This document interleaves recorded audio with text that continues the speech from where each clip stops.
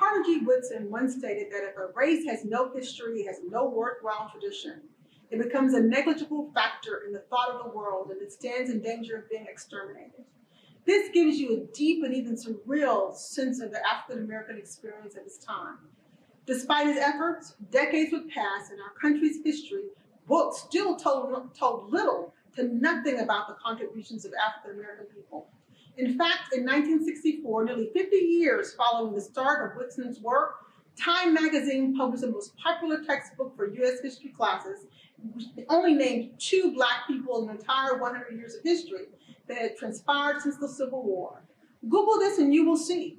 This history of suppression of the contributions of African Americans was a pervasive struggle that exacerbated innate feelings of discontent and disenfranchisement in our African American families for decades. It was not until 1976, following the 50 years of conversation surrounding the missing history of Black people in our country, that President Gerald Ford, as the 30th president, decreed Black History Month a national observance. When one considers this accounting of the past, and we add to the inequities that continue to be lived by African Americans in our country today, it becomes palpable to understand the underpinning of frustration and growing anger with persisting injustice, considerable disenfranchisement, and systemic racism like what we see befall in the deaths of George Floyd, Breonna Taylor, and Ahmaud Arbery, and the ensuing protests and riots that transpired in our streets this past year.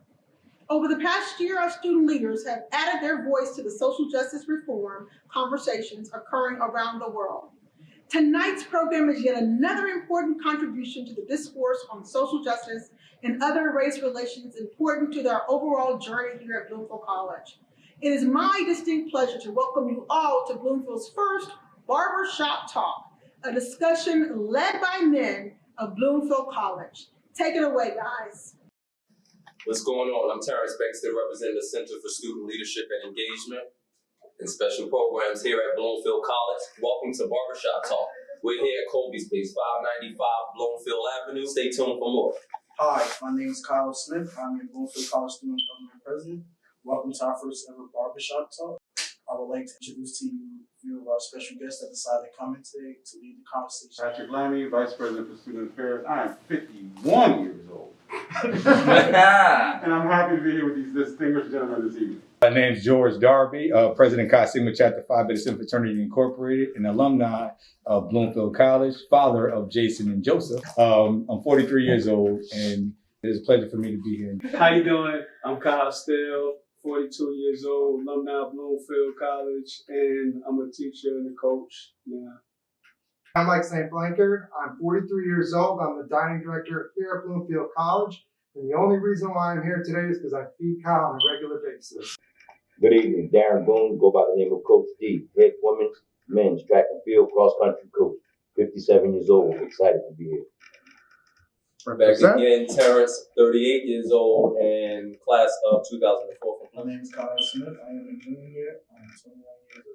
In all seriousness, I wanted to say that this conversation is all about men. This conversation is not fully about color. So now let's get started. First, I would like to ask, what does it mean to be a man? Susan, want to start off? So I would define a man as being one that handles their responsibilities, whatever those responsibilities are. They provide for their family, do their best to provide, and just a positive example of what it is to be a man for young men coming up. Okay, I'll figure that one out. It's really about setting an example, being a role model to your family, your children, your nephews. And I don't have kids, but I have 4 nephews, and they kind of, there were some rough ones. And there's about 4 young Black men that I kind of raised as my own kids. And for me, it was important for me to set the example of value of education, value of being responsible, and the value of giving back to your community, the value of service, the value to be good and decent. I mean, when I think about a man, I know it's funny, I have 2 sons, so both of my sons are born, and I've always told them, a man is someone who takes responsibility for his actions. And because I have 2 daughters too, so it's a little hard when you define roles, masculine roles and feminine roles. And I try not to separate the idea of either. And so with my sons, I always teach them to be great human beings and just always provide for those whom you love and who love you. And like I said, always stand strong in your spot. If you believe in something, you believe in it. And you fight for everything that thing stands for. Yeah, I don't want to just talk just to talk. I feel like I agree a lot with what y'all just said as far as picking back on it, as far as being one that responsibilities and being there for your community. Like, I don't want to just talk to talk. I feel like a lot of the things that y'all said, I agree 100% with.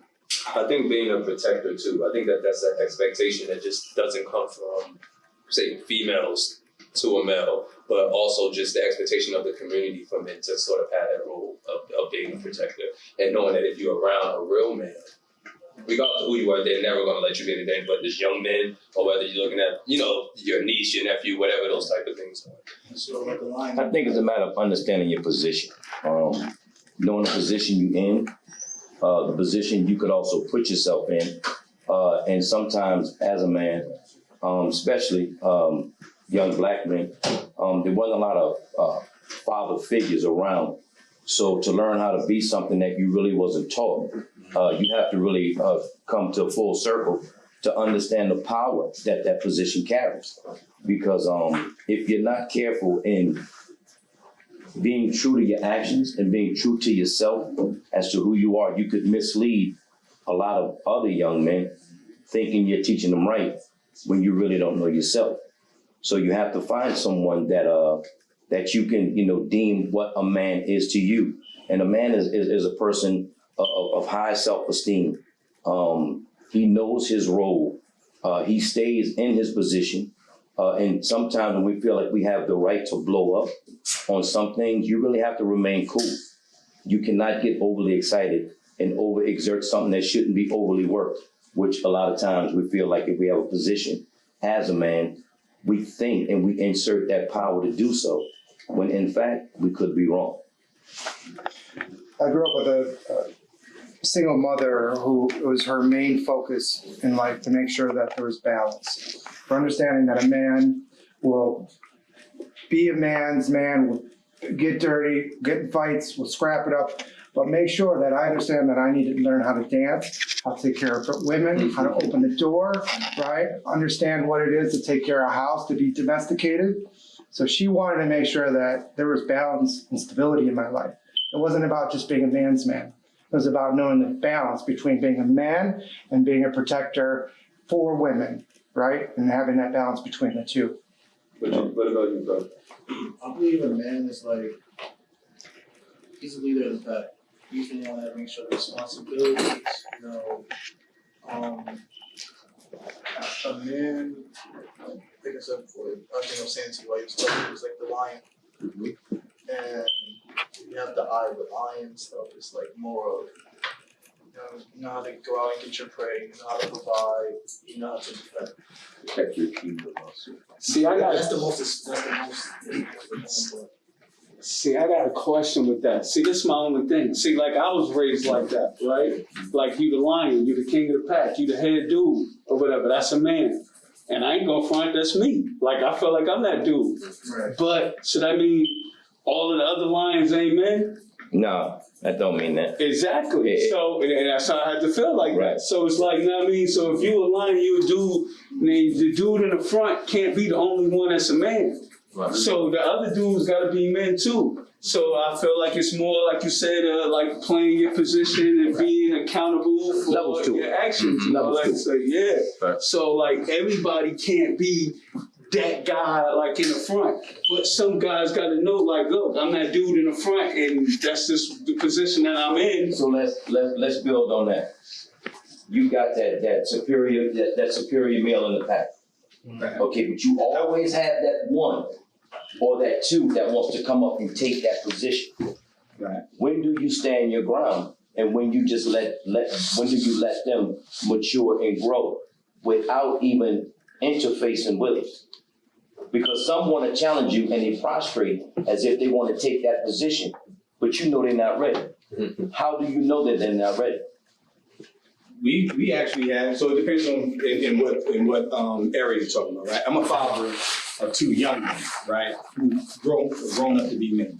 But I used to hang out with a crew of alpha males. Oh, So it was 7 of us, and we were all alphas. no peace. But the thing is, we balanced perfectly. Like we had a perfect balance. None of us drink, none of us smoke, and we partied. We traveled up and down the eastern region, going from college to college. We had a great time. We had flocks of people that followed us as alphas, and we would all be in a room and have discussions like this. Question: to build together. Was there boundaries set, or was the boundary set simply because of being like beings? Well, it just flowed. We just flowed right. You know, we just had a different kind of flow. Like each of us had our space, but it wasn't verbally identified. It wasn't like, all right, Kyle, you the marketing guy, so we know when we walk in the party, you walk in first. It was nothing. We just all flowed really well together, and we worked really well together. It just became a balance. But we have had situations where we would go to and be in a situation where we're in a different pack. Mm-hmm. Our pack is with another pack that wants to try to, outdo us. And it was times we would just take a step back because as a man, we recognize confrontation before it gets there. Mm-hmm. And we're non-confrontational. So we take a step back and we can play the role of the beta just to satisfy the needs of others. But see, what I get from that is relationships. Right. Well, and common ground is respect. Correct. So, yeah. So that's also a part of being a man. It's like I was always one of those guys that like there's always types of guys, right? So I wasn't the type of guy where it's like, oh, if more chicks paid attention to him, I'm gonna start hating on him because of that. I never was just that kind of person. If anything, I'm gonna be next to him because that's where most of the chicks go. I'm more like that kind of a collaborative alpha male, I guess, in a sense. So I think part of that is just about this, again, common ground and respect. And to see the circle he's talking about as a younger man is too how I remember my friendship circle. But I remember, as you're saying, that was one of the earlier things I picked up on. And then you can be in a space with them and they're not kicking each other back in. Right. So whether it was George or not, that's what I remember seeing in that. So they were examples of that. Anybody else that joined us? Who's that back there? I see the beard mask. Is that what? Oh, okay. What's up? Yeah, so we basically introduced ourselves. Just tell us who you are. Rudy Taylor. We have a coach here. He invited me to listen and give a little intro and stuff like that. Come on in. Welcome.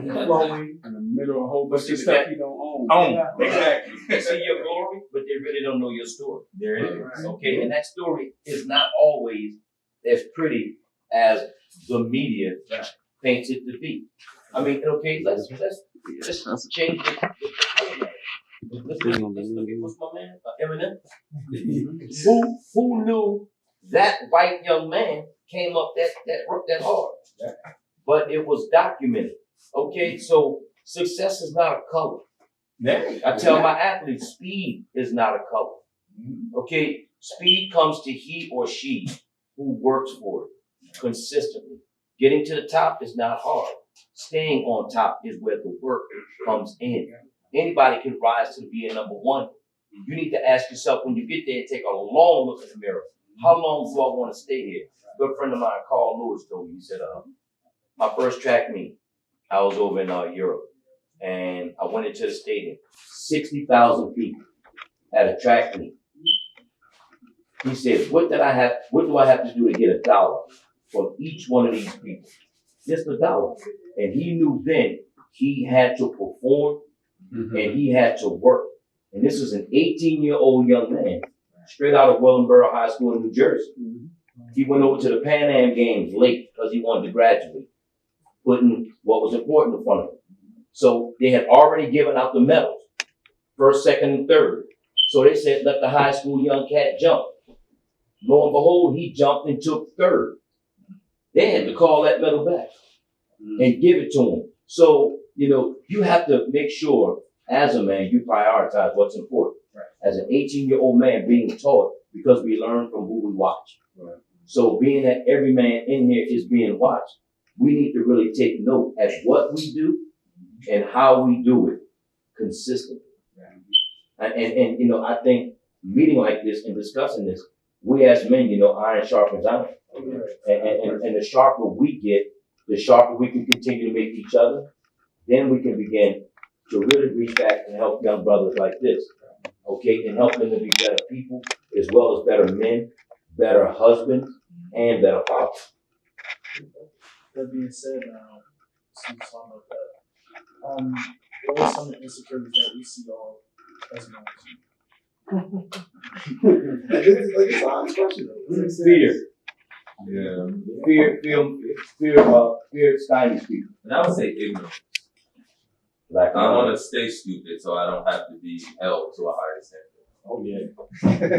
It's easier for me to stay in my box of ignorance, Right. you know, and I'm gonna reject any knowledge, anything to learn, anything to grow, because then it's gonna be more expected of me, type of thing.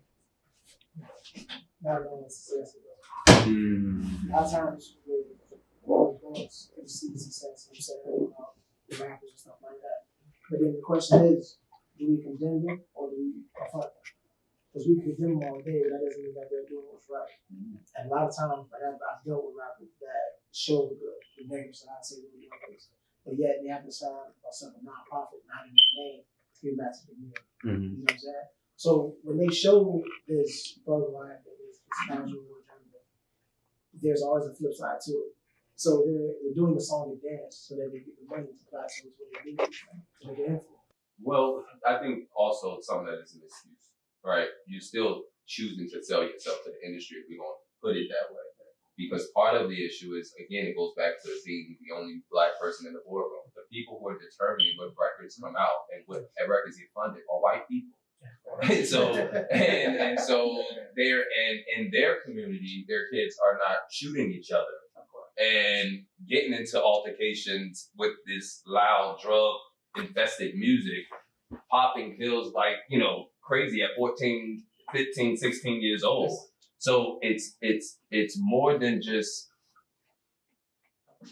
the artist saying, I'm doing this to feed my family. When does it get to the point, whether it's the puffy, which is a handful, puffy 50s who are wealthy and from hip hop? When do we begin to build our own buildings? When do we get to place some of those rappers who are smart in boardroom positions where they're voting? We teach them the outcome and not the process. And again, that goes back to the artist being comfortable with ignorance. As long as I'm getting that check and it's 5 years, you don't know a rapper that comes out of 5 years outside of Jay-Z's and them like that who have longevity, who have money, who have resources, who have wealth. It's like it was just all of it was a fantasy almost. It's like it's overnight. You know what I mean? So whether for every rapper that may be doing the nonprofit then is only as relevant as the music was. Because part of why people are supporting it or funding it is because of who the artist is. I know artists too who started nonprofits and did those things, and then when they weren't rapping no more, nonprofit went out the window. So I think too, we just have to start taking accountability, like not falling in love with just the outcome, but the process too. And learning how do we begin to control these narratives? How do we begin to build our own studios and find our office? Artists, if we're talking about just entertainment. And when you think about us being in this streaming world now, there's more opportunity for us now than ever. And we still are listening to the same 10 rappers talk about the same 10 things. And now we live in a time where they all sound the same. Yeah, but I think you said something else. Yes, sir. Yes, that's true. Fear is one of those things that can stifle any man, right? Period. Right? Just the fear of the unknown. Not knowing if you're going to say the right thing at the right time. You know, being a father, I had to learn how to overcome those fears because I knew I was raising two young black men coming into a society that may not love them.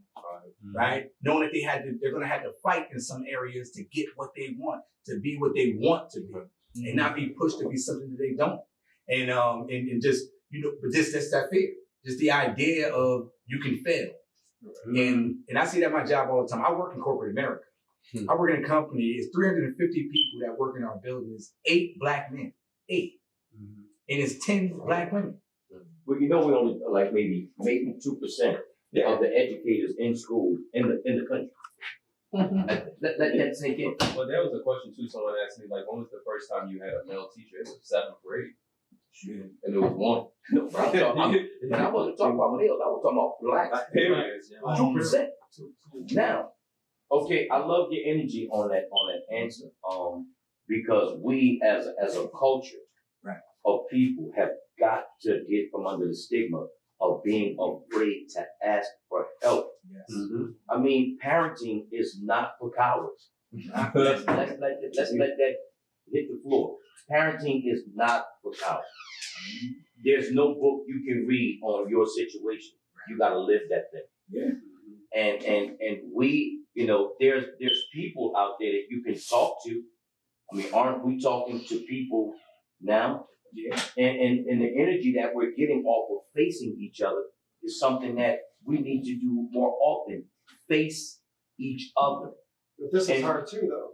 This Yeah. is why we don't do it. But This is hard too. But again, because again, fear will cause you not to want to let another man know you don't know. Right. Shoot, I'll give you one even worse, because, like, you know, you're a coach.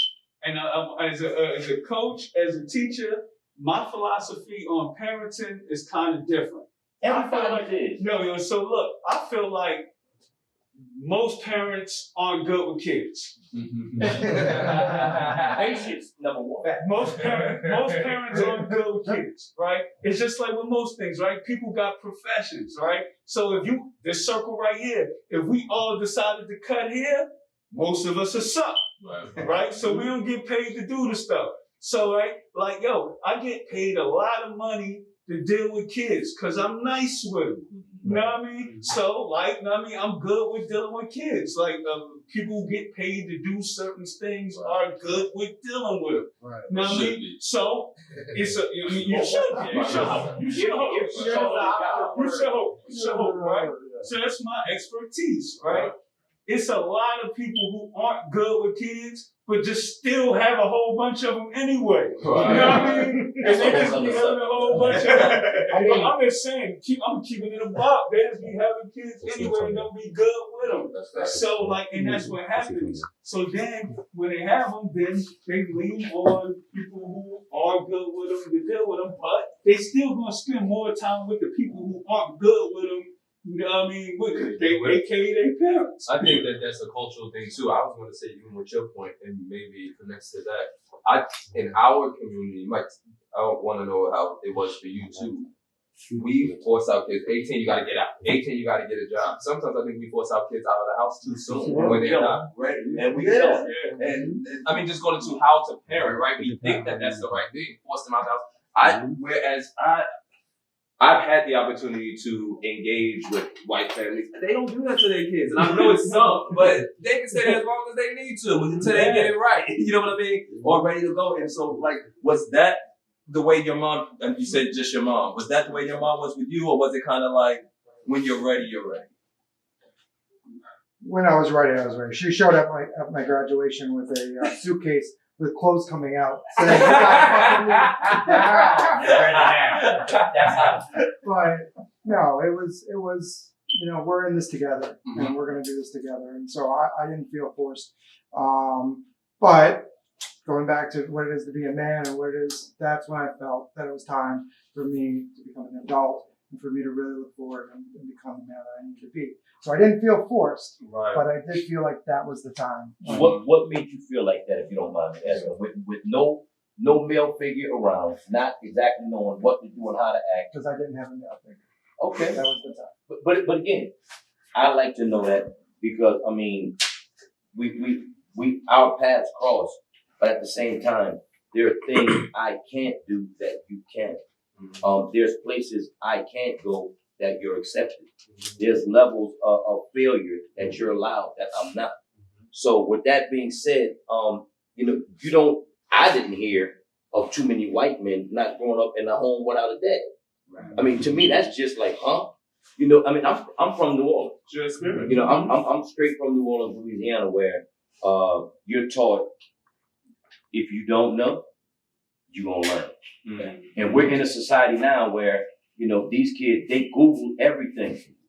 You know, they texting is so unemotional.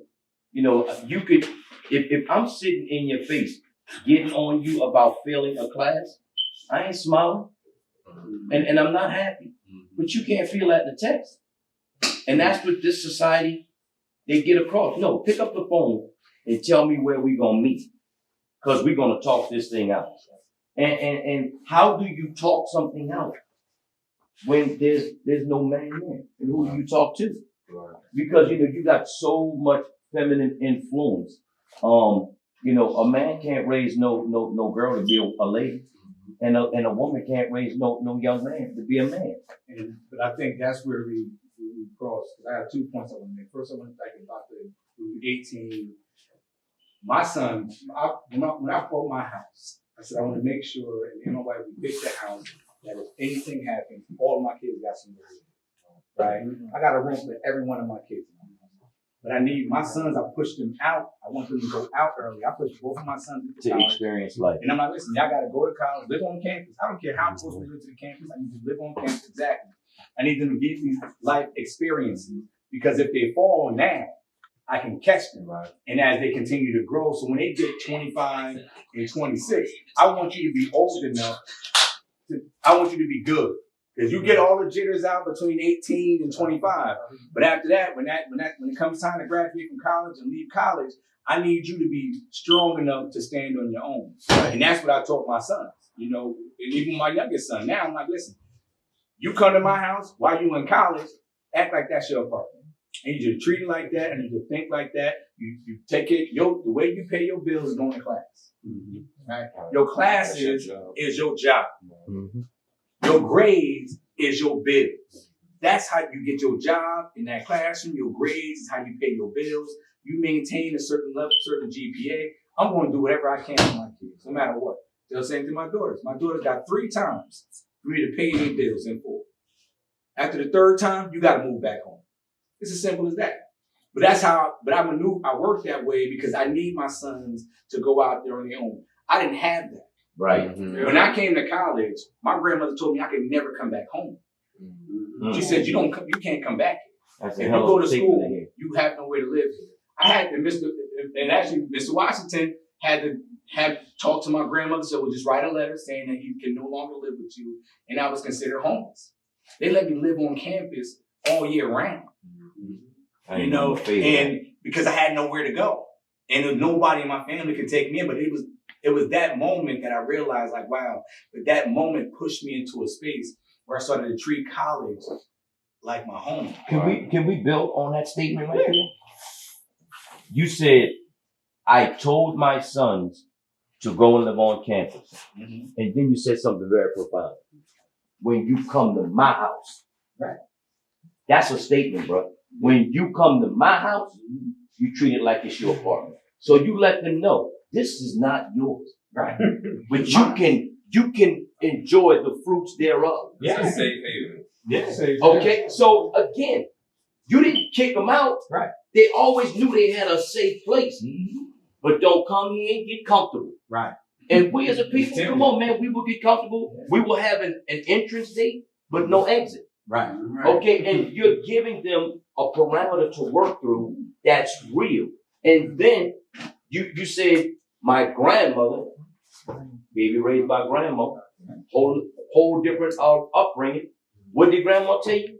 When you leave, don't come back. That's like the eagle dropping the baby out the nest. If you fly, you live. If you don't, you die. That's a hell of a statement to hear at 18, bro. Where do you go? I was 17 when she said that to me. But again, even something stronger, you better Mr. Washington. Yeah, right. Mr. Washington put a play in motion. Okay, Grandma, since he can't come here, we respect that. However, if you write this letter, we can help him. Right? Mm-hmm. Everything with you followed some level of success because someone was smart enough and willing compassionate to help and empower. And that's where we, as a black men, Coach Rudy said something. Are we going to sit here and talk about them? Or are we going to help them? Because what bothers me is when I see young brothers that may not be as fashionably dressed as some of y'all up in here, for real, and they walk in the street. And I've seen black women cross the street. Address that. Young man, do you know how you dress? Every young man really want to see how much you care. I don't care how much thug they are. A thug needs mother's love. Yeah. Real talk. Mm-hmm. So when you can get, the attention of this young society of men that are not being made men, They'll listen if you got something to say. And what I'm saying is every time you said something to your son, you were speaking a language to them that they had to listen to. When you come here, when you come to my house, you ain't say home, because home makes you feel like it's yours. Right. But when you said, when you come to my house, right there, they knew there was a wall, there was a barrier. They had to work through that thing. Grandma threw you out to a level of degree. You had to work through that thing. We have to stop being so judgmental and finger happy with pointing, right, and actually get out there and do the work.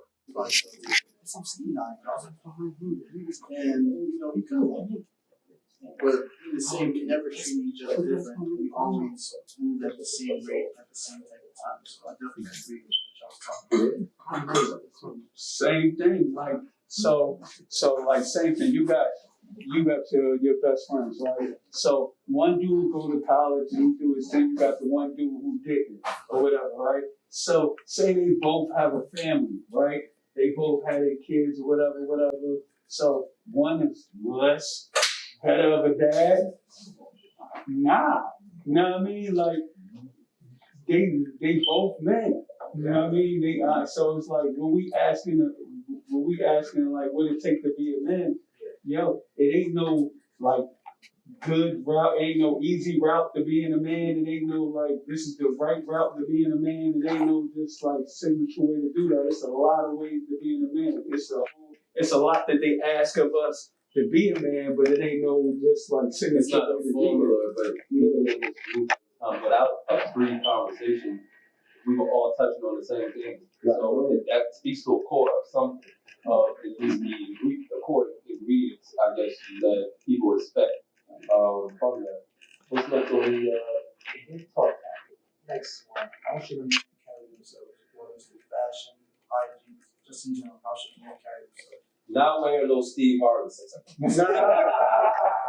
I like Steve Harvey suit,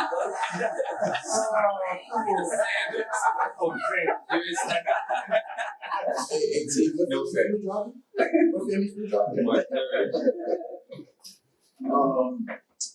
You want me to start off? Whoever you want. You're the leader. Well, look, I believe a man, first of all, I mean, I see the females around campus, and the one thing they always come to, Kyle, why can't you tell the other guys how to carry themselves? Why are they sagging below their belt? Why are they doing all these other things? I'm saying, is it me? Or it just, I just personally don't know. But more so to touch on with that is that I believe a man should always keep his pants above his waist. I'm sure you're gonna hear every other one if you can. Just make sure you carry yourself in this way and live. I don't know how to say it correctly, but just live by your needs or something. I'll be prideful. I think we're hitting at it. When you look at yourself in the mirror, you have to be reflecting you see. Right. And and if you're not happy with that, then you need to think about what you're going to do about it. And I think it's just about being presentable, being prideful, being ready. Because sometimes, you could be in the wrong setting and you're not ready, you miss an opportunity that was golden. Right. So we talk about how to carry yourself. Carry yourself in a way that you would be proud of yourself when you look back at your own life. If you look back at yourself and say, you know what, this is not really what I wanted to portray today, do something about it. It's really about, I think a man needs to be prideful and be present in every moment in his life. And I would say, remain reachable so you can be teachable, right? Right. Because there were things that I had to learn, something like a book for gentlemen, right? So even the cufflinks, the watch, the wallet, little things that you may say, I don't give a damn about that, or I don't have to do that. To still know that these are the commonalities of a man was important for me to learn. And me being open to someone saying, your socks should match your pants, not your tie, type of thing like that. But then you have someone whose style may be different. You know what I mean? But I could make a choice now. And I had a standard to go based on, which is not necessarily something that was taught to me growing up. But people like Dr. Lamy planted those seeds along the way. So I totally feel that. And I think that everybody starts from a different place. And even like where we come from, when we think about being inside of a classroom, the guy that couldn't get his haircut, the guy that made, and not because he didn't want to, you know what I'm saying? And I can think about like a video that went viral not too long ago where the kid came and bought the other kid some Jordans, and it was like a big deal. I don't know if you guys saw that, but this kid was getting picked on, based on his sneakers. And one of the kids one of the cool kids decided to get together, save some money, and went and bought him like 2-3 pairs of Jordans and gave it to him. And we live in this world now where we're filming those things. And so in that instance, it was more about the gesture than being able to, than showing off or whatever. But to me, that young man displayed carrying himself well, and he wanted other men alongside him or around him to, you know, be able to be comfortable with the same. Yes, sir. But I'll go back to that guy with his pants down. Because, you know, everybody grows in different ways. But no, I'm not doing it in the right way.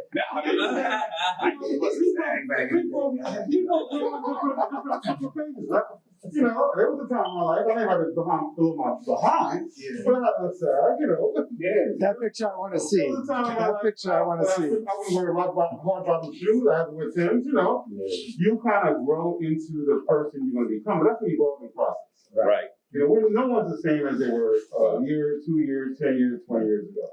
So for that person who's standing right now, you know what, that's the space right now. But we need to have these conversations and say, you know what, this perception is all here. Think about it. Your choice is yours. I mean, I would say, as far as like you being on campus, the stuff that you're talking about, as far as like the girls coming to you and talking about with the guys, you gotta also be mindful of the guys that don't care about your opinion. Like he was saying, the ones that's in a comfortable place. I mean, for real. It's a bunch of people that don't care. Like, I would say dudes need to be, like he said, be happy with who they are and what they want to be. I know Coach Couture, like I'm responsible for a lot of youth, right? And I tell them more than me trying to tell them what they should be or where they should be at. I just tell them, like, with sports, the first thing that happens is before we engage in anything, before we play football, before we play basketball, before we wrestle, before we do anything, the first thing that happens is we look at each other. These jokers gonna hop off the bus and you gonna look, right? So we gonna be on this half, they gonna be on this half, and before we do anything, you can tell who nice by looking. Right? Because dudes who nice, they carry themselves like they nice. They look like they nice. They got a swagger. They got a confidence, an aura about them. They got a confidence about them. They do everything like they nice. They sit down like they nice. They tie their shoes like they nice. They walk around like they nice. Right? So it don't even matter what they do. They walk around like they good. Right? So I mean, if you walking around campus like you that dude, you gonna walk like you good. You gonna eat cereal like you good. You gonna sit around in a circle like you good. So I would tell them if they're gonna carry themselves like something, carry themselves like they good. They good. Because people on honor roll don't care about you telling them like they need to pull their pants and they need to wear certain stuff or what type of hoodie they need to wear. Those dudes who feel like they good, they good. You know what I mean? So I would tell them to carry themselves like that in everything they do. The dudes who feel like they good, they gonna carry themselves like that. The dudes who wanna be that, who not like that yet, I'm gonna tell them to carry themselves like that because eventually they will be that. Because it's like you tell everything else. You tell people to dress for the job they want. People gotta act like the student or the people that they want to be too. So they gotta start acting like that. So like Lamy telling people like with the dressing and stuff, if they want to dress a certain way or they want to act a certain way, they're gonna have to start like carrying themselves like that. So that's the thing you gotta plug into people's minds, like they gotta act the same way. That was a real solid point. It's a mindset. I.e., if I could use Dr. Lamy as an example. Right now, we all looking at Dr. Lamy like, yo, who was that? Because he got his easy walkers on, he got his jeans. Yeah. So his whole mindset right now is I'm laid back. Yeah. I'm on a whole nother level. But you see Dr. Lamy from 9 to 5, whole different brothers. Suited and booted, cuff laid down. Whole different mindset. Move different in our clothes. Correct. Swag different when you have on a hoodie, your swag different when you have on a suit. But if you're a person, we got young men that never had a reason to put on a suit. I remember coming to college, some of my peers, the first time they had to wear shoes was the formal. So it wasn't a standard, it was an expectation. What I tell you not to wear all the time? Because it's not that you can and you can get the same grades, you can do that, but what you want to give off is not what people are going to regard and see. And what? It is inappropriate to wear a wave cap inside of a classroom. It is inappropriate to wear it inside an office. Because the standard is, and it's not, for me, it's not about the stigma. Right. Because I can see through all of that. And I'm the person to say the same way white men can wear whatever they want to wear and people don't say anything about it. I've had that experience too. But with us, we have to be in a suit and it still gets moved. But a wave cap to me is different. You know what I'm saying? I'll tell you about the jeans and this and that, but the wave cap to me, no, we should tell guys not to wear wave caps inside classrooms. Right. That is not acceptable. And why? Not because of just the perception of it. Right? Exactly. It's deeper than that. It goes back to what you want people to see. If you want people to take you serious, then know that when you do that, they may not take you serious. They are, but not being afraid, especially as men of color or men in general, to just plant seeds. There's things that Mike and I pull each other coattail about on different things, and it's about making us better. Not just as administrators, but I think as men too. And being able to have those type of conversations. The standard is definitely high. Well, who do you think has more influence specifically on campus? Dr. Lamy, for how he moves, how he dresses, or Kyle with his influence on the student body? Who do you think has more influence? I'm confident in myself. I still like that question. Right? That's real. I like that question. It's a good question. I met Dr. Lamy probably a year or two ago. I was being the TC, and I was like, who is this man driving around this Mercedes? He carrying himself like this. Damn, when I graduate, I want to be like this 10 years from now, all this type of stuff. So like when I look at Dr. Lamb, like, I know my major and everything eventually. I want to be moving like that. I want to be wearing the suits with the cufflinks that we just mentioned. Me, I feel like from the aspect of student government and the position that I do hold around the campus, I must carry myself in a certain way. You know, if I act a certain way, the student body going to feel that they can act that way. Or if I allow one to even go that way, the students will follow it. So I believe, yes, I have to carry myself and not in the high altitude, and don't forget that I am a student first before anything. But also I have to set the tone. Because for the next person that says they want to become a Bloomfield College student government president, I don't want them to say like, oh, Kyle, just carry yourself or whatever. So yeah. You're uplifting a higher standard, which is important. So again, that's a decision. That's a decision that you choose to make, and that's a standard with the decision that you choose to keep. So it's all, again, therein lies the balance of everything that we're discussing, what it takes in lies to not only be a man, but to stand on the very principles of what we're discussing. Yeah, and understand that there are going to be times you're going to have to shift roles. Correct. And I think Terrance touched on it earlier, how you dress in a particular environment, depending on how you dress, is going to determine how you communicate. In certain environments, like when I go back home and I'm on a block, I don't communicate the same as I do when I'm at a male empowerment conference with young black men and trying to uplift. I met Pat put an impression on me 23 years ago. You know, and he's been impressing people up until now. Because the same thing that you guys saw, I didn't see many black men in suits in my time. It was only 3 black men that I knew had a college degree. Nice. And that was Pat when I met him, my principal, and my guidance counselor. But only 3 black men that I knew that even went to college. You know, everybody else was in the streets. All my uncles was in the streets, on the block. Now, what city was this? It's in Plainfield. Okay. And I grew up in Plainfield in the 90s. And my house was a crack house.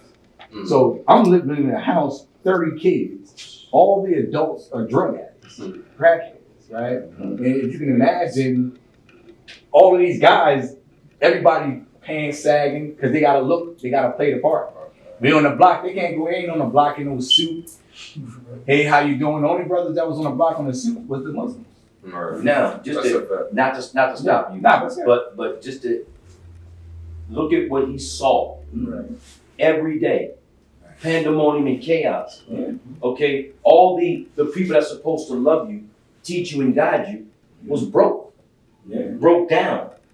But somehow, through the vision and sight of Mr. Lamy over here, he connected spiritually with something that he wanted to be with, and that stuck with him, and here he is today. You know, sharing with everybody what he feels, what it takes.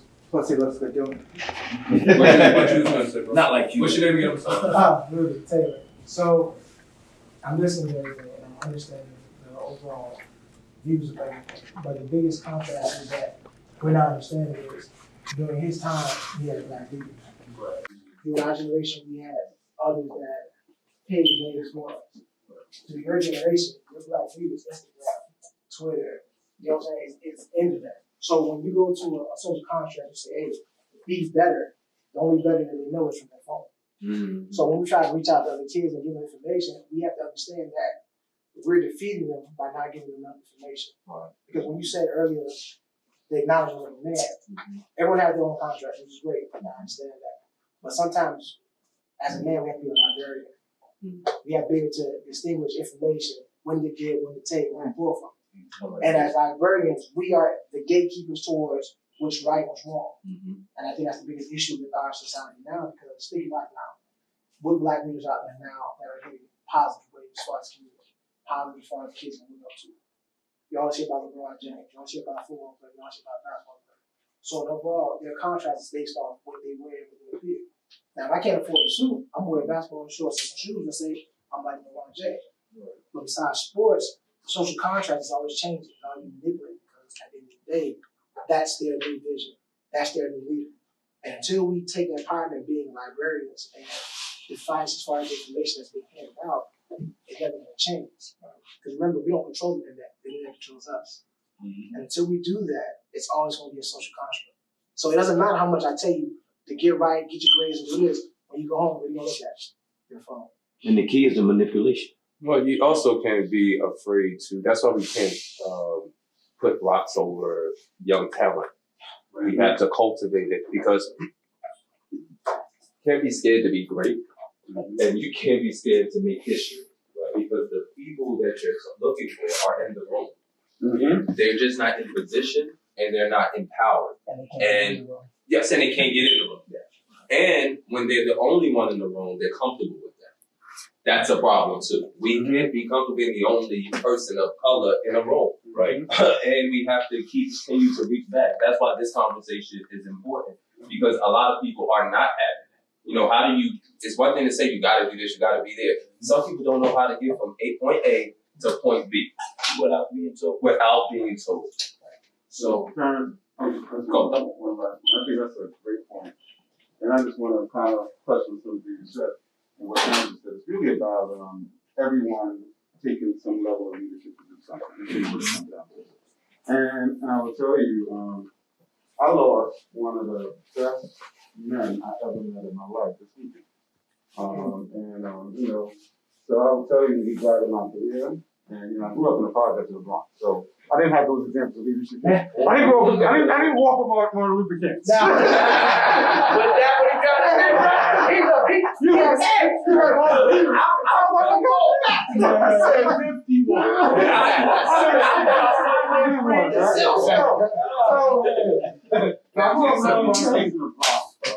And I will tell you, the first man that I met, actually the second.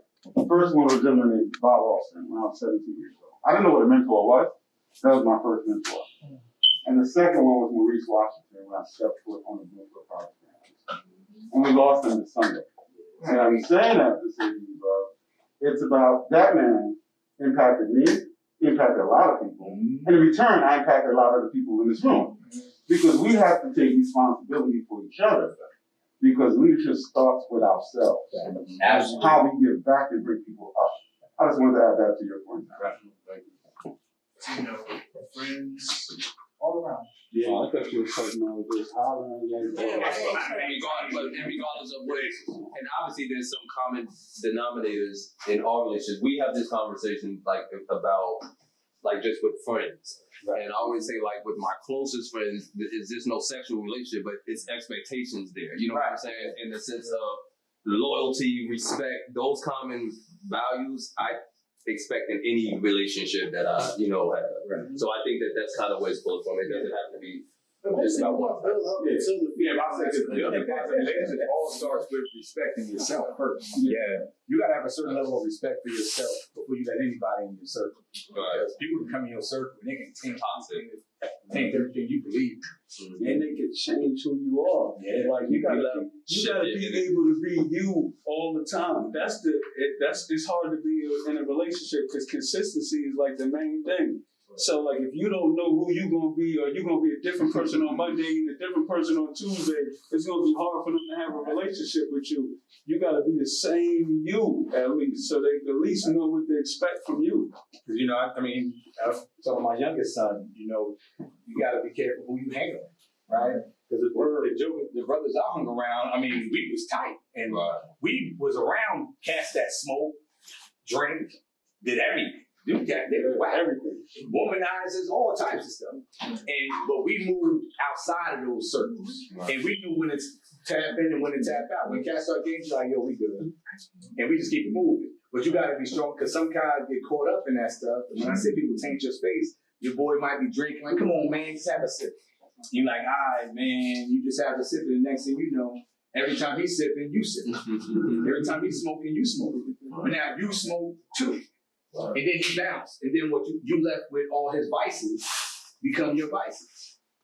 I mean, I grew up in a crack house, in a bed of everybody was doing drugs. All my older cousins were selling drugs, and all my aunts and uncles and my mother and father was doing drugs. The only two people that didn't do only adults in my house that didn't do drugs, my grandmother and my grandfather.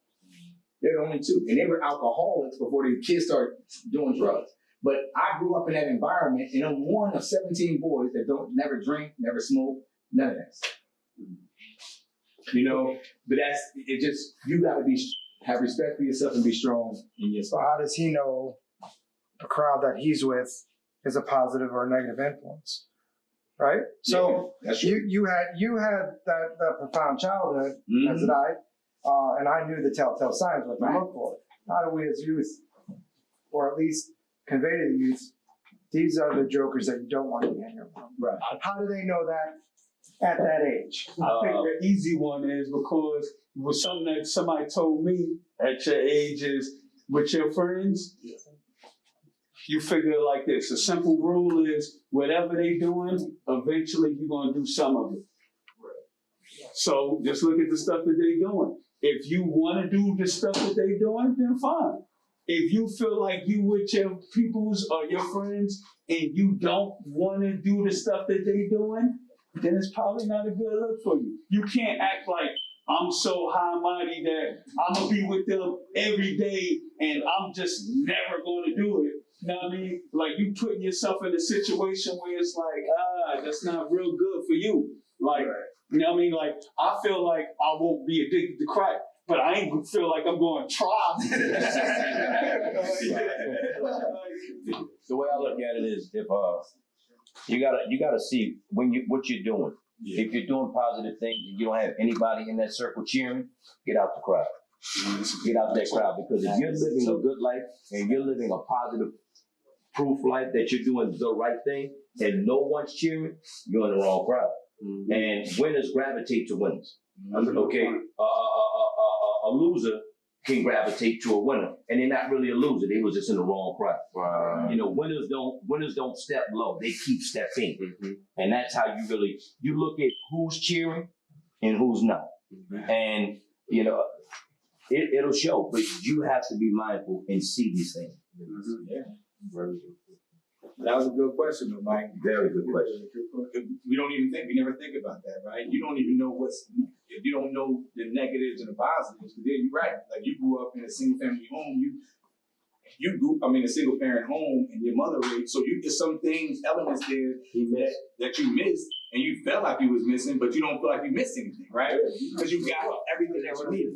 I had a radio show, Building a Better Family with George Darby, about 10 years ago, right? And I had my kids on it, and a woman called into the show, and she was saying that she's raising her son, and he's been doing really bad in school. She needs to know how to teach him to be a man. And one thing I said to her is, not even a man can teach your son to be a man. You have to teach your children to be individuals and to be Decent strong people. and decent people. Yeah, that's it. Because I can't teach my son to be a man.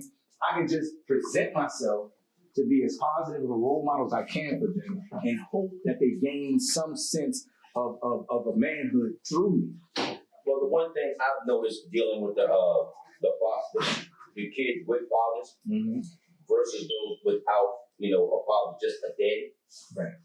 Those with fathers, especially the young men, the one thing they do look for from their fathers is validation. They look to be, and only the father figure can validate that young man, not anyone else. And that's where we get so much, missed signals with those who have been daddy and not fathers. Correct. Because if I got a young man that hasn't been around a father figure, and on the track team, coach will tell you, our mantra is faith, family, and team. That's what we believe in, faith, family, and team. You're going to be a part of a family, and we are going to exercise that daily. We're not going to use profanity and curse at you. Our vocabulary is strong. Okay, we know that that's not a turn on, nor is it cute. So how do you get someone that hasn't been fathered to respect a man when he really hasn't had the due time to process what a man is and what a man does? Or they respect themselves. Correct. But think about it, when you as a child growing up with a woman, you follow the same traits, you follow the same thing. So that's your ambiance of a vision. So because you have that vision, when someone that you feel is attacking your vision, you're gonna lash out. That's why a lot of times with kids, when they don't have a father figure, it seems like they're angry. They seem like they're always hurt because those are the things that they're feeling because that's all they know. Well, my mom brought me up, so why is what you learn anything different? So I think a lot of times we have to accept them for who they are and only show them the experiences and show them how it's better. Because a lot of times as an adult, we'll tell them, hey, don't do that. But they look at me like, well, my daddy did it, my mama did it. Why?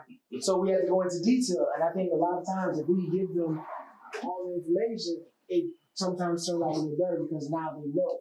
Right. A lot of kids, they see it, they don't understand it. I can see two guys kissing, like, oh, to me that's wrong, but to them it's right. But that's their understanding. And I think because we don't understand, we're always judging. And when we judge, people slash out, be angry, be confrontational, and that's always going to be the issue. So we have to be more understanding to the situation and build better guidelines so that when I do relay a message, it's received and understood, not just heard and then just keep going. Because that happens. Well, the era of do as I say, that's gone. Okay, that's been going for a long time. And kids, they don't care how much you know until they know how much you care. And you cannot be afraid to share who you were to who you have become and who you are still becoming. Because the learning process, it never ends. You're always, getting better, growing, learning. And you don't ever want them to feel stuck or that what they have to say isn't important. Because how many men around here, grandmother, mother, and they told them too many times to shut up. And when a man is dealing with a woman who he's getting to know, when he really needs to talk, he clams up. Because how many times has he been told to shut up to be made to feel like what you got to say really isn't important or we really don't want to hear it? So we give the kids on the team, no, we want to hear you speak. We care about what you say. And you find them pouring their hearts out about everything simply because you made them feel important and you let them know that they matter. And I think that's what every man here needs to share with their sons. I don't believe in telling my son or any kid that I coach to shut up. To me, you might as well just curse them out. Because you're simply telling them that I really don't want to hear you. And, what you say doesn't matter. Right. And if what we say and we feel is important, how much more important are we making them not feel by saying shut up? Because, black men, relationships with blacks, they're falling off simply because we are not listening. we're just not listening. And just the relationship building skills, like you mentioned earlier. I think that those things are not exampled and perhaps taught in day-to-day experiences. And again, people do what they know. Yes, sir. So we have questions from some ladies. User from ladies. No one said it. Anonymous. It's anonymous. Which one is yours, Keisha? I'm gonna start off with the easy ones first. Or y'all want the hard ones? I'll pick one. Straight random. Mix them up. It's random. Do you like when your girl is natural or with makeup? Natural? I mean, natural. I mean, well, I've been with my wife for 22 years, right? It's been natural for 22 years, and so I don't know anything else but that. Yeah, when you I'm getting out of here. just like you hide yourself. You don't get it.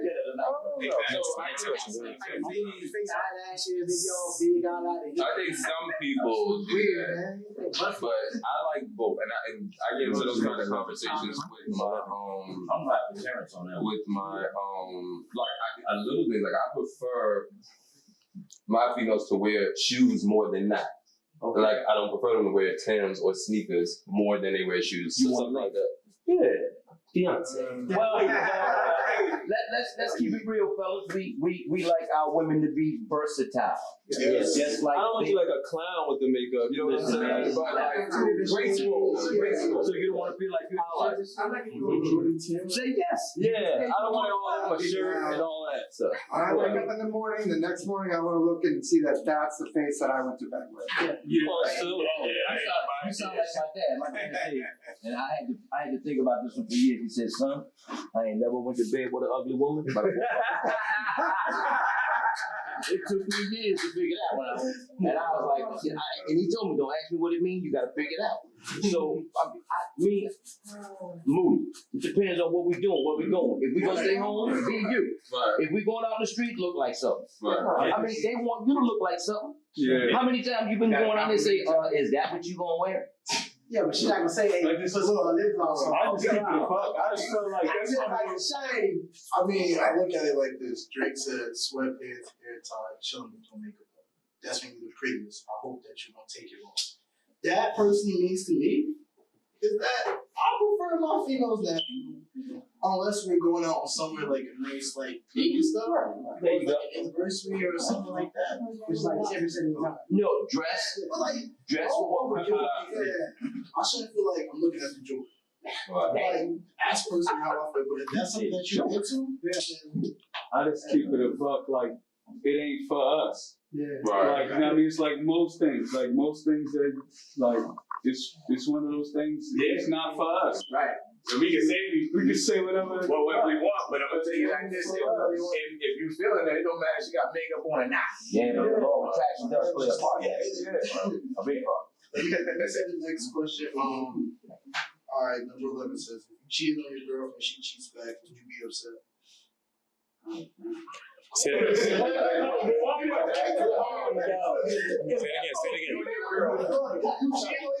And she cheats back. Did your girlfriend ask you that? Is that your girlfriend asking the question? Let me say this. I'll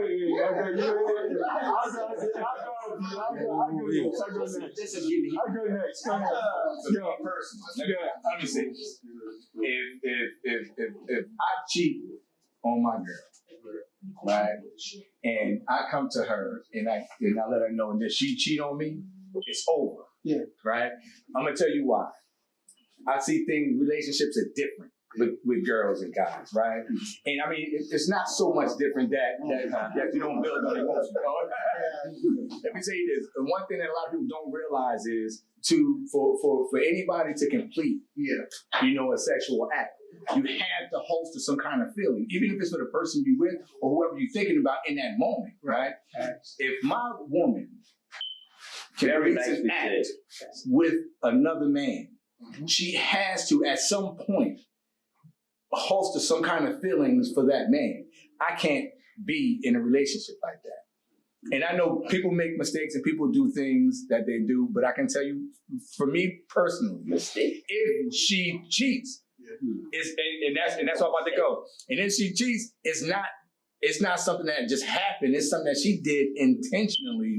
You put yourself in that. Are you saying guys have that same? No, but he's saying if I cheat on her and then she cheats on me, she's doing it intentionally. Yeah, so when I feel, see, he the deep one, right? See, I'm thinking totally different, right? So here you go. If I cheat and obviously she found out, it's over in my mind anyway. You know what I mean? Because I'm not setting myself up for failure to get got.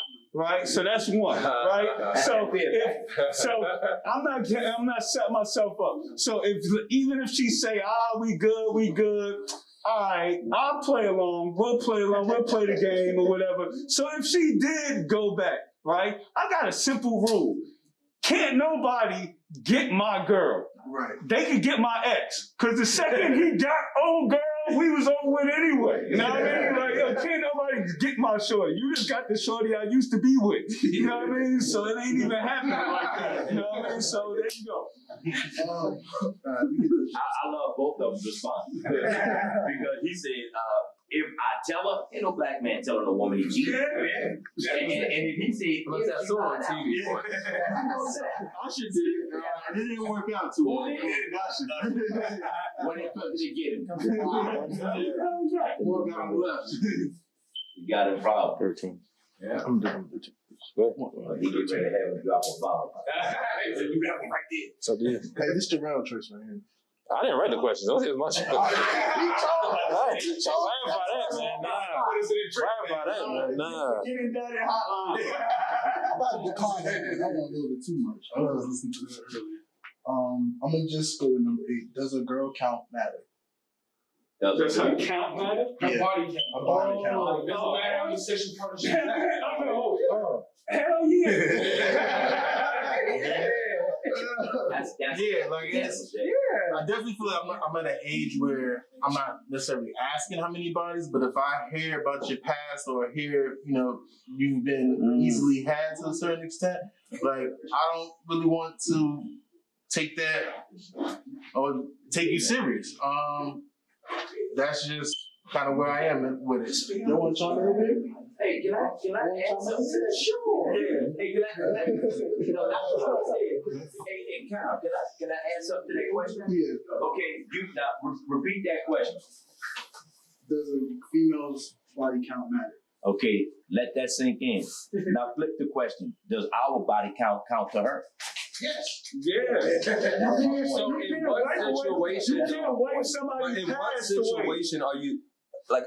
There are guys like that, and I know that. Who you had sex with, how big it was, I don't give a fuck about that. So no, literally, I don't give a fuck about that. So what part of the conversation am I having with you where we're counting your bodies? As long as I'm not going to the mall, to the campus, to here, and everywhere I go, it's like, I'm running into an act.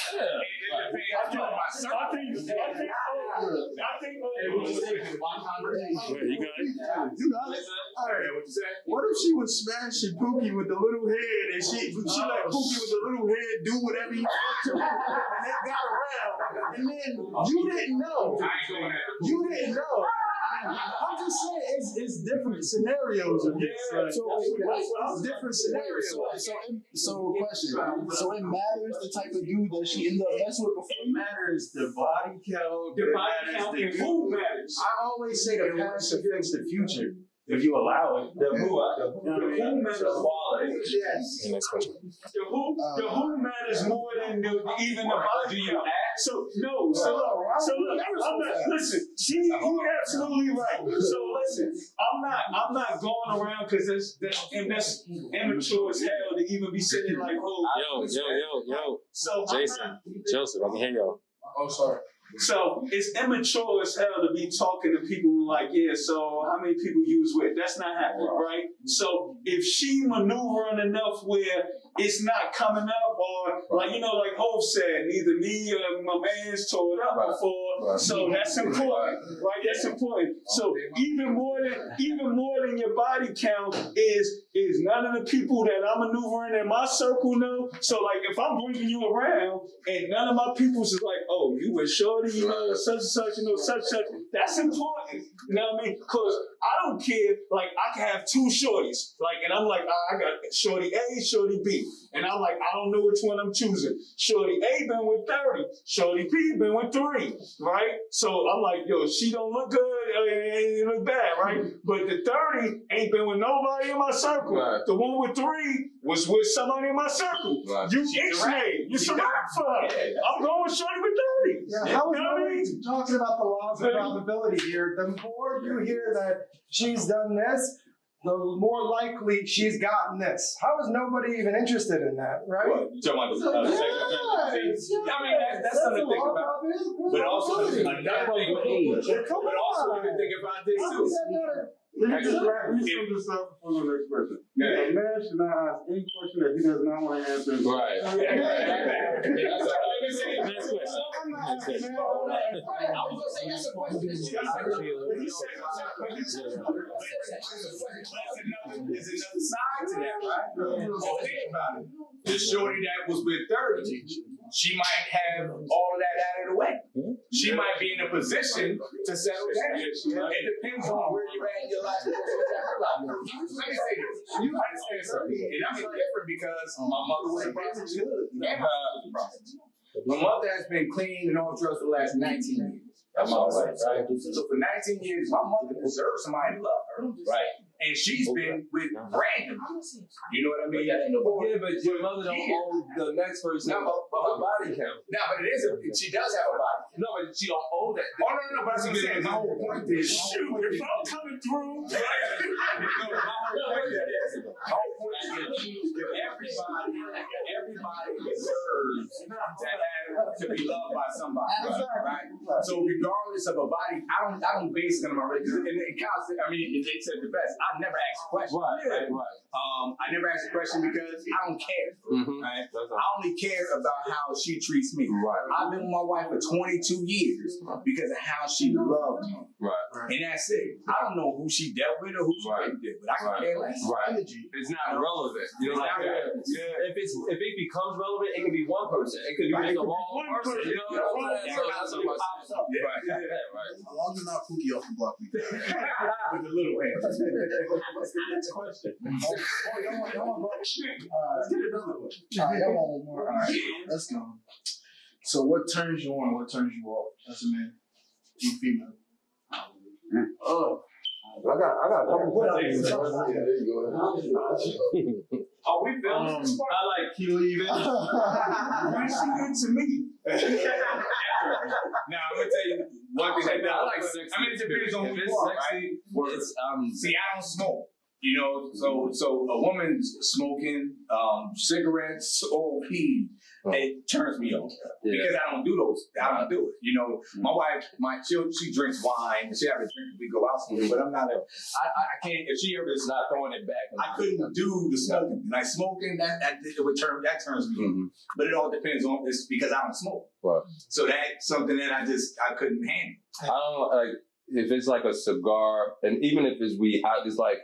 I don't need you to be like Snoop Dogg with it. You know a little something, a little sexy, a little something like that. That's okay. But I never cigarettes. No, I want you to smell like a walk-in tobacco. Like at any point in time, I just want to be like all up under you and stuff. Yeah. Jealousy bleeds insecurity. Jealousy, insecurity. I can't do that. I can't even when I'm like me and my wife. We don't do like public displays of affection, right? So we not in public. We don't hold hands when we go and stuff like that. It's just a thing. But y'all can tell y'all have a. But we know we together. Just kind of hang out at the bar, and she be out there dancing with her friends or whatever. And if a dude step to her, I ain't jumping up because I'm looking at her. I know if she moving. I know how my wife moves. If she need me to step in, I'm there. But if not, I'm not one of them dudes like yo. That's my wife. But see, you just that's that insecurity. If you don't know who you are as a man, leave her alone. Yeah, right. That's leave her alone. Because games by game, mind detect mind. Right. If you soft, you soft. Right. I mean, let's keep it. I like a woman that's intelligent. Right. She got to be able to have a conversation anywhere about anything. Yeah. And I want a woman that, on a drop of a hat, she could be ready to go. Yeah. Right. And on another drop of the hat, she could tell me we ain't going nowhere. When the security, I don't want anybody somebody else don't want. However, you gotta watch that. I'm with you. I'm with you, T. It's what is like more of a turn on for me is that when we're in those public spaces, nobody else matters. I mean, it doesn't even matter. But I know that everybody else like. But see, again, and my man, you're still in the position. You could be across the room, she over there talking, you over here talking, and you catch each other eye. You ain't said one word to each other, but you know exactly what level you on. Yeah. That's sexy as a mother. That comes from confidence, though. That's what's sexy. But see, to me, that's straight sexy. That confidence is sexy. How chicks treat their friends. How they treat themselves. Sorry with that, but their friends too. If you one of those females that's got like a drama circle, is always that's a turn off for me. Oh my. But if it's just like, yo, you and your 6 friends, me and my 5 friends, that's all cool and mob, that's a turn on. I like a lone wolf. I like somebody that can go out and hunt for herself, and then she can hunt with the pack. She knows how to lead and how to follow. Because one thing women really have an issue with is this twofold word called submission. Submission is a killer, and you heard the home. It went from a light field to a real thick cloud. But then if you really get into the Bible, submission has its place where you will win.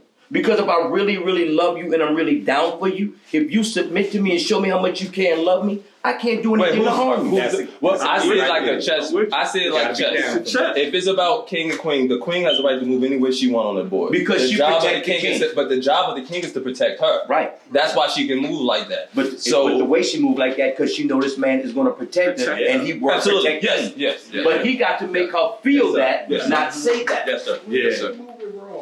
What you saying? Well, the game over after that. If you move wrong, we all. If you put in the wrong spot, it's going to get got. Those are some key notes, though. Confidence, respect for herself, those things are eternal. Self-value. Right. But we as a man, you can't just think that thing. Right. You got to tell it. Well, first of all, you also can't expect it and don't have it. Right. There's a lot of guys want to be treated like a king. Got the but you got to treat her like a queen, even when you don't want. Even when she mess up, you got to say, "Hey, listen, we gonna fix that." Because most women, they gonna test you and try you, and sometimes they want to see you tell them, like, "Look, you need to go sit down." She only gonna treat you like a king if you treat her like a queen. I got a big one because you just talked about, because you said you gotta tell her. My big thing is communication, because I'm keeping 100. A turn on for me, or a turn off, whatever you want to call it, is communication. Because I don't argue with people, yo. You know what I mean? That's just something I don't do. So like, I had somebody tell me like early in like the relationship game joint, said you either arguing for one or two reasons. Said you either arguing to break up or you arguing to stay together. Right. So it's like, if we arguing to stay together, what the hell we arguing for? We might as well stay together. If we arguing to break up, what the hell we arguing for? We might as well just break up. So the girl, they feel as if like you don't care. Right. If she has to put you in a situation or predicament where she has to test to see if you love her, shouldn't be with her. Because that means she's not sure about you at that point in time or at all. Look at you. Okay. Look at George. That's how I feel. I told him that. I told you. But again, we learn from watching. Example behavior. Yeah, because they never see me argue. He never see me argue with his mother. You can't argue by yourself every day. Well, my wife cooks. And she goes to sleep before me. So anytime somebody cook for you and sleep before you, you gotta be real careful. Because she sleep when I'm sleeping. When I go to sleep, she already sleeps. So that means when I'm sleeping, she can wake up. Right. Anything can happen. And my wife brings me my plate, everything. Like we eat at a table together. But see, let's build on it. You put in the work. Right. Where she sees that you deserve that. Right. And that's the only way people gonna get and she doesn't mind doing it. That's absolutely. Absolutely. But that's why I said, if you treat a woman like a queen, she'll treat you like a king. Yeah, but see, a lot of the minute you freak from that and you start treating her like the joker. What they tell you, if you want to keep it, you gotta continue to do what you did to get her. Right. Okay, and a lot of people, they take relationships for granted. Right. And whenever you start taking relationships and people for granted, you're letting all types of decay and bad things set in. Right. because you now think you have the leeway or the privilege to get away with this bullcrap. Right. When in essence you don't. How old are you? Have to be I'm 25. Bro, you keep watching your dad. Well, it's the same thing that he told me. It's the same thing as, I swear I'm stuck on this curse. It's when he told us that he never laid with a woman that he wouldn't choose to marry, right? Right. It was because he made that decision that he understands that at the end of the day, anything can happen between this situation which could develop the child that he has at a young age. Right. So at the same time, understanding yourself, you have to understand that you have to be willing to go out of your way to do the things that you're going to do in order to take care of this woman at the end of the day. Keyword in that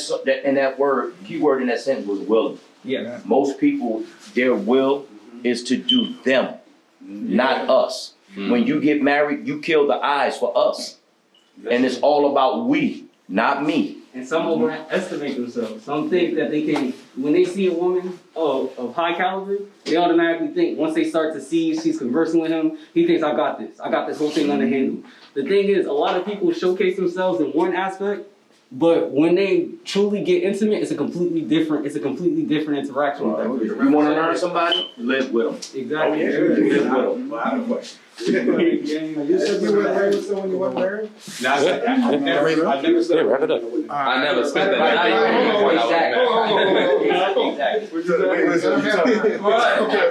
You got a good question. So you're saying that, okay, let me get this straight.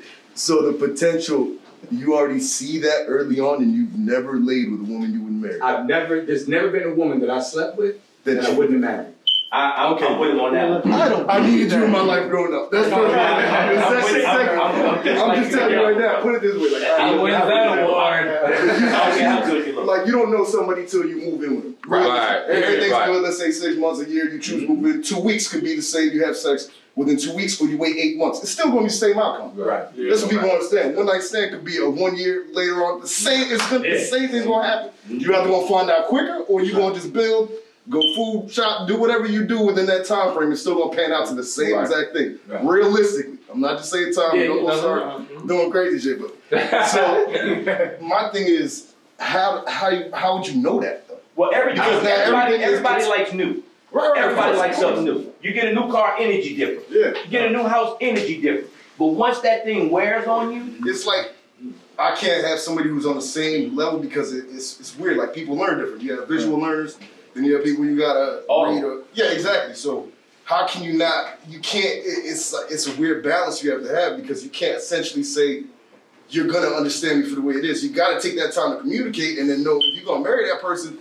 You may not know because now it's 10 years in. Everything was great. Keyword communicate. However, one thing we fail to do is we fail to communicate with us.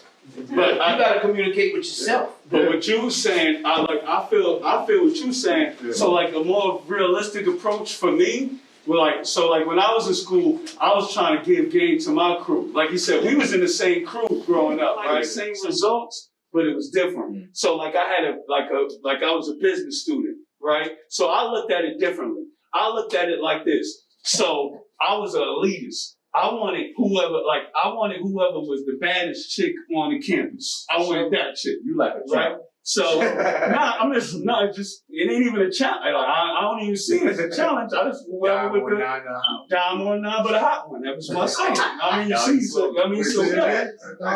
or a nine, but a hot one. So that's what I love. Alright, so what I'm saying is this, right? So the way I felt like it is, right? So say the baddest joint walked in, right? And I wanted her.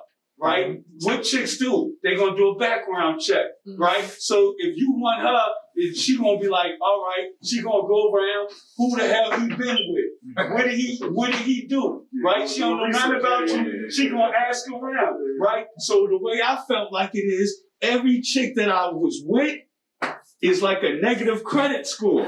So for real. Every chick I was with, so they for real. That's the way I look at it. I'm telling you factually. You can't. So every chick you was with is like a damn negative hit on your credit score. So it's like she better be worth it because what's going to happen is eventually the baddest joint going to walk in. And they gonna ask like, yo, who the hell he was with, who the hell he was linked to. You know what I mean? And if this chick is linked to me, she better be worth it to me. That does go both ways. It goes both ways. No, He's checking for the County Blue Book. Like, So what's happening is, so doing that alone, stop you from. So I'm saying down one now, but a hot one, but that'll stop you alone right there. Because like, yo, why should I mess with an 8? Why should I mess with it, whatever? Why should I, like, shoot? Like, yeah, it seems like it's cool. Now, I mean, it might seem like my man might, yo, you got such and such here. That ain't doing me nothing. When that tent walked in, and I'm like, ooh, who the hell is that? Nah, all I did was just mess me up for the joint I really, really wanted. You know what I mean? So, like, yeah. So, like, that's the thing that comes with age, though. Yeah, I was saying that. No, I was saying that. You saw Zoe. No, you was saying you were saying that back then. Majority of y'all don't think like that. Yeah, I was telling everybody. Yeah, that's what I'm saying. You want to jump breeze. But now, you know what it is? He had a bunch of older cats in his circle that gave him the game early. I was telling them that too. Yeah. Be yourself and stay yourself. For me, I felt like I sat back and soaked in a lot. There was a lot of older men speaking, and as we talked about what it takes to be a man, I think one part is being able to observe strong men and being able to kind of recognize strong characteristics and traits. So for me tonight, it was just really sitting back and soaking in a lot of this knowledge that some of these older men were able to instill in me. Because I'm also learning as well. I'm a counselor. I work with students and college students, but I'm always learning and growing as well. So that was what I took out of this, just getting that chance to kind of sit back and soak up some of this knowledge. I want to congratulate Kyle for putting this together and certainly Terrance as well.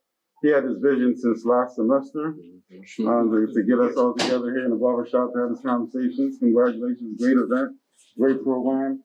Enjoyed you men this evening, and let's do the next one. I just want to say, Coach D, for having me out. Appreciate it. And definitely out the field. The main thing is, man, to invest in building yourself. Build a future and not just build for your generation, but build for the next. I think that's the biggest thing that we have to influence the younger generation. Because if we're able to generate generational wealth, then we're able to live on and be more successful.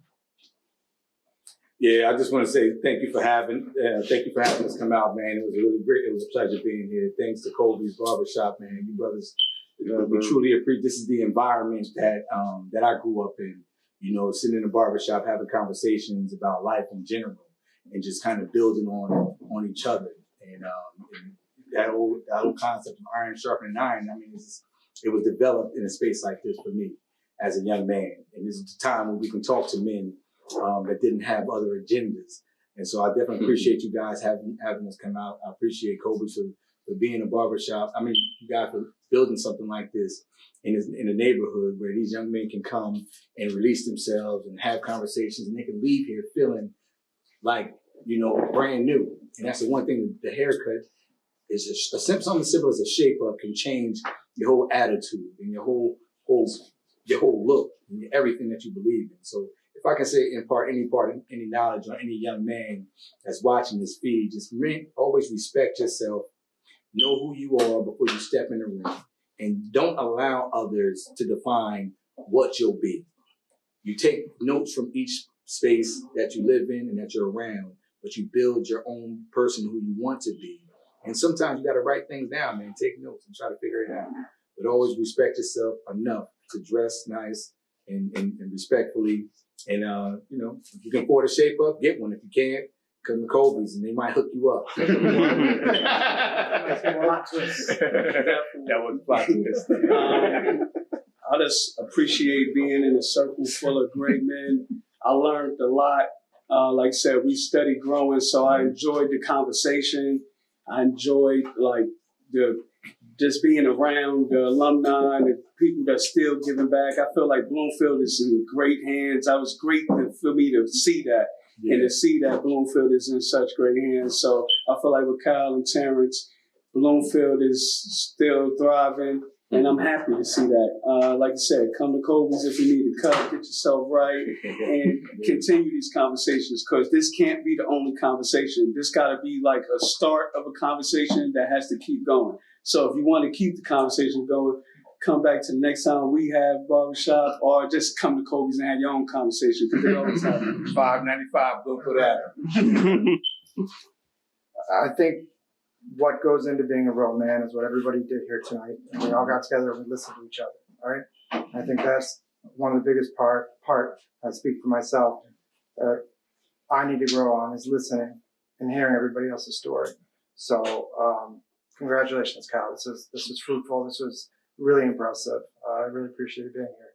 Somebody can stamp my black card on the way out. I'd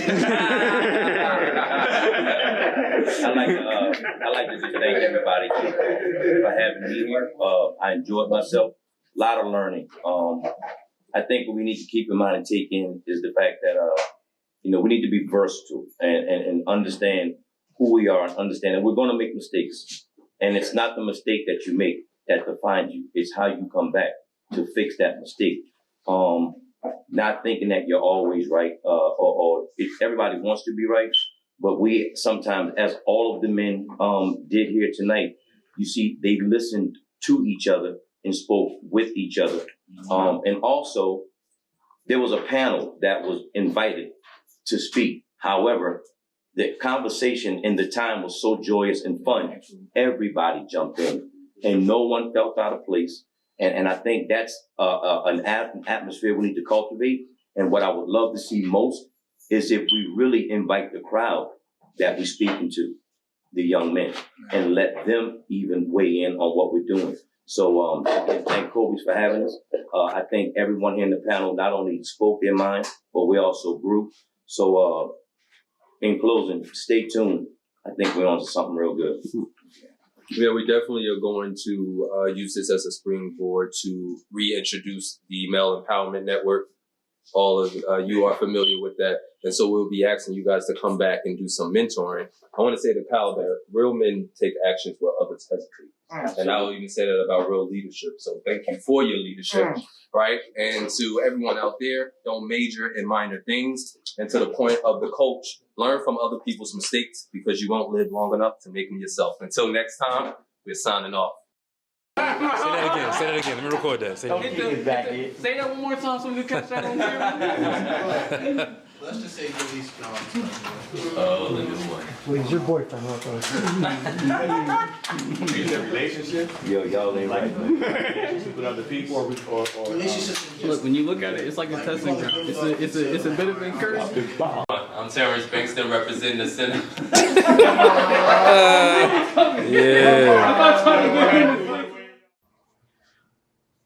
Now we are here. Now we officially get started. First, I would like to thank Kobe's Place Barbershop for allowing us to come here in this venue. Thank you to everyone for coming out here tonight. Mike Deluxe with the food. First I would like to say with this conversation, understand that we all African American. This conversation. Well, not Mike. That's all.